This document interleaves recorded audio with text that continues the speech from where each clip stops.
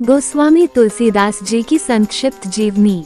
तुलसीदास जी के जन्म की कथा ही अद्भुत है, जो उनके महापुरुष होने का उनके जन्म के समय ही इंगित करती है।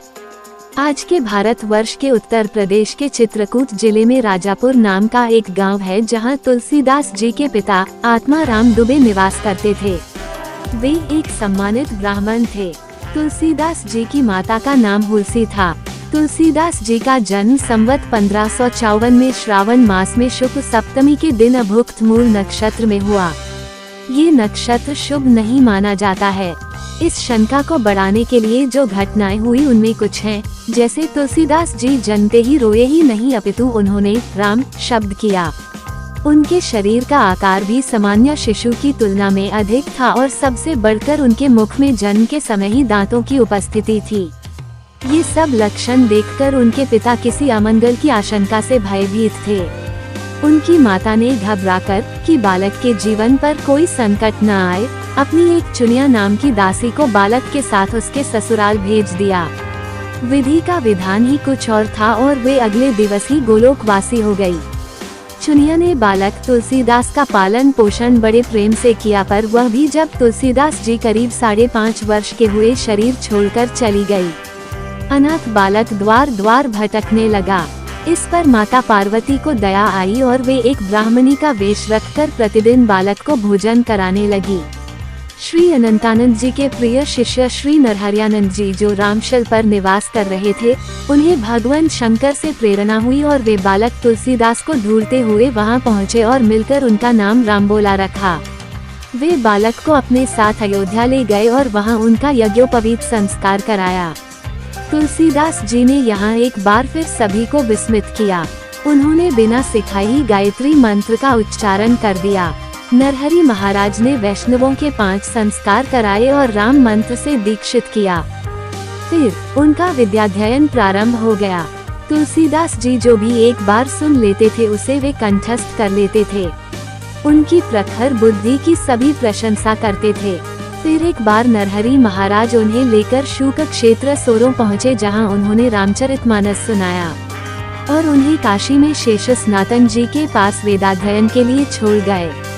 यहाँ तुलसीदास जी ने 15 वर्ष वेद वेदांत का अध्ययन किया।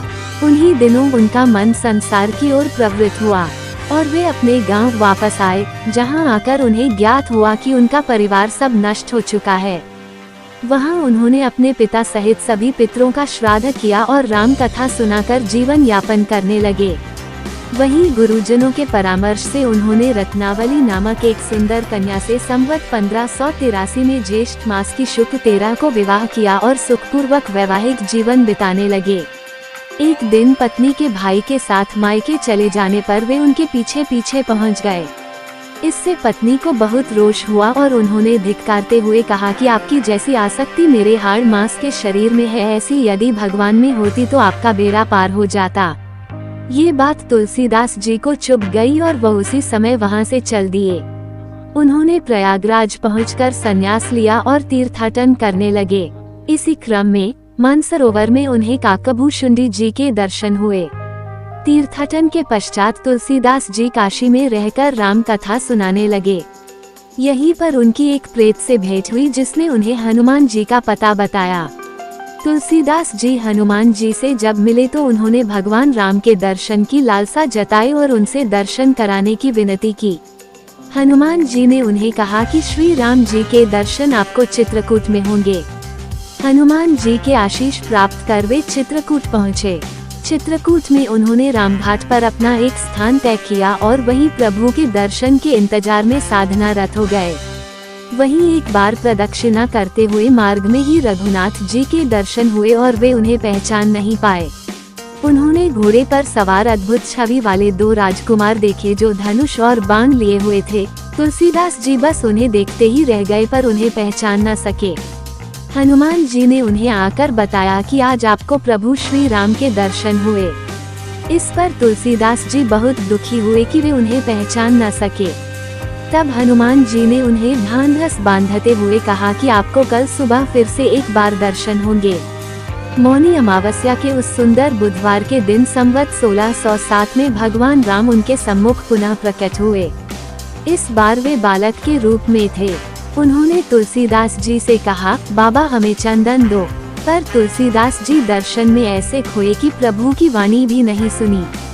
तब हनुमान जी ने तुलसीदास जी की सहायता के लिए तोते के रूप में एक दोहा बोला, चित्रकूट के घाट पर भई संतन की भीड़, तुलसीदास चंदन घिसत तिलक देत रघुबीर। प्रभु श्री राम ने अपने हाथ से ही चंदन लेकर अपने और तुलसीदास जी के माथे पर लगाया और अंतर्ध्यान हो गए। एक बार तीर्थ चिन्ह करते हुए तुलसीदास जी प्रयाग पहुँचे। वहाँ माघ मेला चल रहा था। वे वहाँ कुछ दिन रुक गए और 6 दिन के बाद उन्हें एक वृक्ष के नीचे भारद्वाज और याज्ञवल्क्य मुनि के दर्शन हुए। वहाँ उस समय राम कथा हो रही थी जो तुलसीदास जी ने अपने गुरुदेव से सूक क्षेत्र में सुनी थी। वहाँ से वे काशी आ गए और एक ब्राह्मण के घर प्रहलाद घाट पर रहने लगे। यहीं पर उनके भीतर कवित्व शक्ति का प्राकट्य हुआ और वे संस्कृत में पद्य रचना करने लगे। यहाँ एक विचित्र घटना हुई। दिन में वे जितने भी पद लिखते, रात्रि को वे सब लुप्त हो जाते थे। ये क्रम 8 दिन तक चला और 8वें दिन तुलसीदास जी को एक सपना आया। स्वप्न में भगवान शंकर ने उन्हें जनभाषा में काव्य रचना के लिए कहा। तुलसीदास जी की नींद खुल गई और जैसे ही वे उठे उन्होंने देखा कि स्वयं भवानी शंकर उनके सम्मुख हैं। तुलसीदास जी ने उन्हें साष्टांग प्रणाम किया। भगवान शंकर ने स्वप्न की बात पुनः दोहराई कि अयोध्या जाकर हिंदी में काव्य रचना करो और आशीर्वाद दिया कि यह काव्य वेदों के समान फलदायी होगा। इतना कहकर वे अंतर्ध्यान हो गए और तुलसीदास जी भगवान शंकर के आदेशानुसार अयोध्या आ गए। संवत 1631 की राम नवमी के दिन ग्रहों की स्थिति लगभग वैसी ही थी जैसी त्रेतायुग में राम जन्म के समय थी।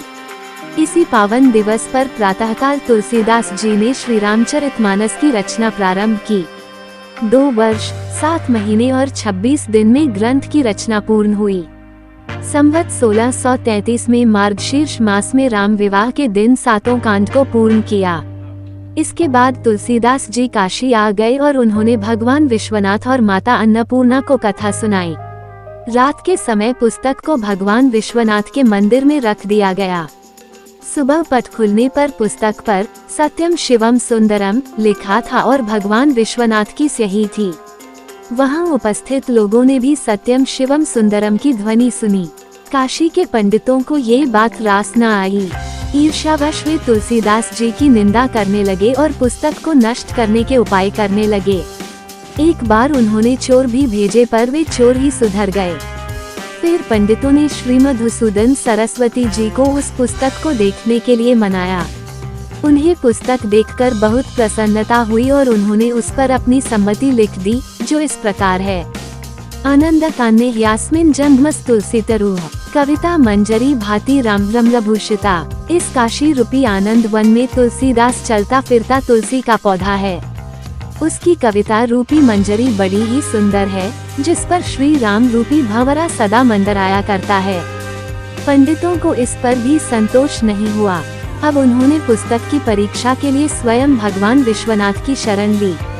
भगवान विश्वनाथ के समक्ष श्री रामचरितमानस के ऊपर पुराण और उसके ऊपर शास्त्र और सबसे ऊपर वेद रखे और मंदिर को बंद कर दिया गया।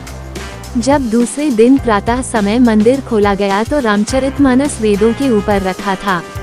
आखिरकार पंडितों ने अपनी मूर्खता के लिए क्षमा मांगी और तुलसीदास जी का सम्मान किया। तुलसीदास जी अब इसी घाट पर रहने लगे। एक दिन कलियुग ने मानव रूप में आकर तुलसीदास को परेशान करना प्रारंभ किया। तुलसीदास जी ने रक्षा के लिए हनुमान जी को पुकारा। तब हनुमान जी ने उन्हें विनय के पद लिखने को कहा। तभी तुलसीदास जी ने एक बहुत ही सुंदर ग्रंथ विनय पत्रिका की रचना की और इसे भगवान के चरणों में अर्पित किया। श्री राम जी ने उस पर अपने हस्ताक्षर किए और तुलसीदास जी को अभय किया। तुलसीदास जी ने श्री राम कथा का गान करते हुए बाकी समय काशी में ही गुजारा और रामकथा से संबंधित कुल 13 ग्रंथ लिखे। संवत 1680 श्रवस शुक्ल तृतीया शनिवार को इसी घाट पर गोस्वामी जी ने राम राम कहते हुए अपना शरीर परित्याग किया।